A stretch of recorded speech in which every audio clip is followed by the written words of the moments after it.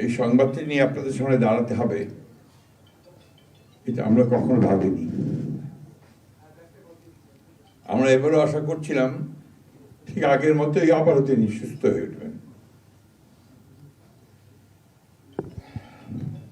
আমরা ভারাক্রান্ত হৃদয়ে ইতিমধ্যে আপনারা শুনেছেন ডক্টর শাহাবুদ্দিনের ঘোষণা। আজ ভোর 6টায় আমাদের গণতন্ত্রের মা, আমাদের অভিভাবক,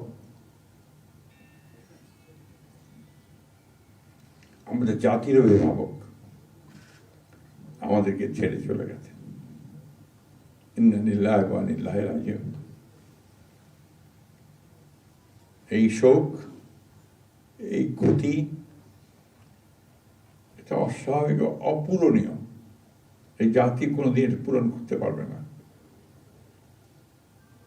যে নেত্রী তার সারাটা জীবন জনগণের অধিকারের জন্য, কল্যাণের জন্য তার সমগ্র জীবনকে উৎসর্গ করেছিলেন, সেই নেত্রী দেশনেত্রী বেগম খালেদা জিয়া আমাদের মাঝে নেই।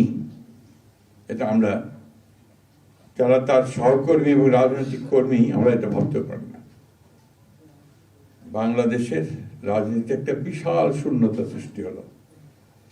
তাই নয়, পৃথিবীর গণতান্ত্রিক আন্দোলনে একটা বিশাল শূন্যতা সৃষ্টি হলো। আমরা দলের পক্ষ থেকে আমাদের ভারপ্রাপ্ত চেয়ারম্যানের অনুমতিক্রমে আমরা দলের কিছু কর্মসূচি নিয়েছি। সেই কর্মসূচিগুলো আমাদের দলের সিনিয়র যুব মহাসচিব জনাব রুহুল কবির রিজভী সাহেব আপনাদের সামনে তুলে ধরবেন। সরকারের প্রধান, এই কেয়ারটেকার গভর্নমেন্টের প্রধান প্রফেসর ডক্টর মোহাম্মদ ইউনূস আমাদেরকে ফোন করেছিলেন সাথে সাথে, এবং ইতিমধ্যেই তারা সিদ্ধান্ত নিয়েছেন যে 10টার মধ্যেই তারা একটা স্পেশাল ক্যাবিনেট মিটিং করবেন।